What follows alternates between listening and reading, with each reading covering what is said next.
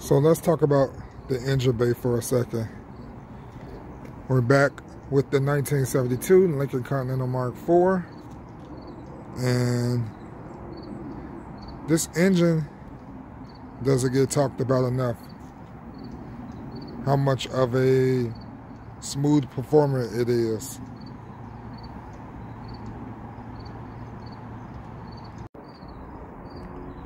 The 460 was Ford's top dog engine for 1972. And at that time, you could get it in the Lincoln Continental Coupe or Sedan, the Lincoln Continental Mark IV, the Mercury, I think Grand Marquis or Marquis Brougham. I don't think it was offered. Oh, the Ford Thunderbird, I think, had it as an optional upgrade for their engine. The 460 was really what put Ford on the map. It started in the 1969 Continental Mark III, but the Mark IV is where it really excelled. The Mark IV is really what put Lincoln back in the game to compete with Cadillac's Eldorado. But unfortunately, by 1972, the 460 had been deregulated. Of course, government mandates. And by then, manufacturers were using net horsepower instead of gross horsepower like the 1969 Mark III. So by 1972, it had been being detuned to 212 horsepower, which is not that much, but it still moves this engine. And this car, which weighed almost 5,000 pounds, pretty swiftly. It definitely has no problem getting up.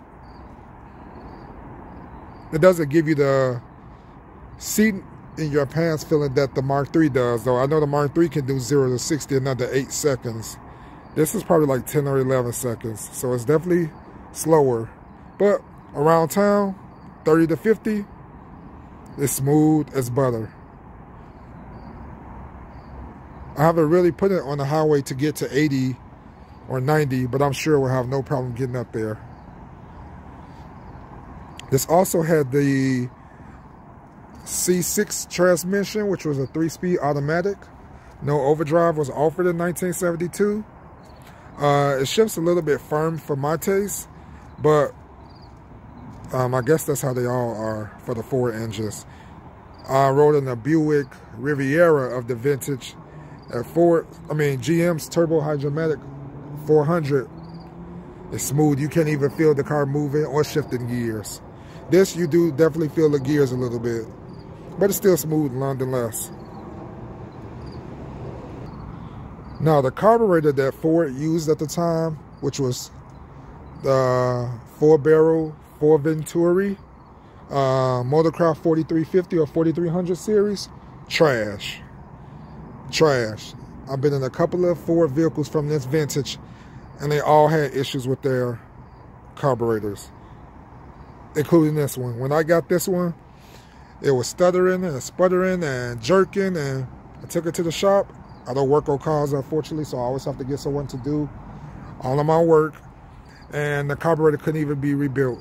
So it was switched out for a rebuild, remanufactured Ford, much to my dismay, and we still had issues with that. So it was sent back to that rebuilder, and they said that it had issues, but unfortunately they didn't have any more in stock. So we went with an Edelbrock aftermarket 600 CFM carburetor. The Performer runs much better, and it's a little bit more peppier. I'm not sure about the gas mileage. I'm sure it's not great still. This Mark IV has not met a gas station that it doesn't like. When it ride past the gas station, it look like it's just sipping fuel, just riding past one. Like, you literally can see the hand move at times, especially with somebody like me who has a lead foot. And that I do have. So it probably gets 7-8 miles to the gallon in the city. I'm sure in 1972, before the oil crisis in 73, gas was probably 50 cents a gallon, 30 cents a gallon, so it wasn't a big issue. But being in Chicago, and gas is $4 a gallon for regular, $5 for premium. You're looking at $100 to fill this up, and if you drive it every day, it may last you 4 days. No BS.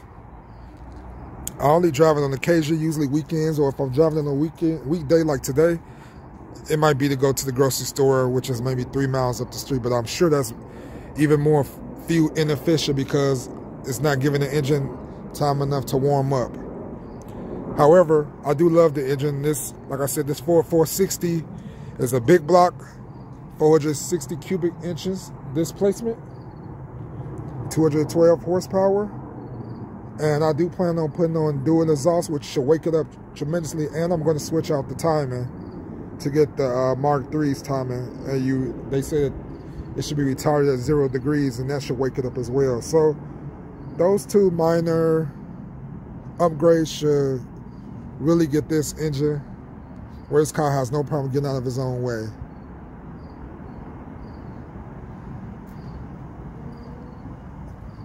Huge compressor for the AC, which is actually a GM compressor. I found out when I'm looking on Rock Auto.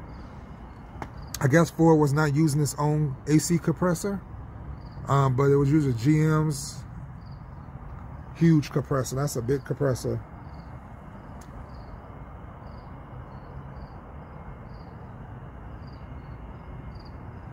Probably need to change my battery.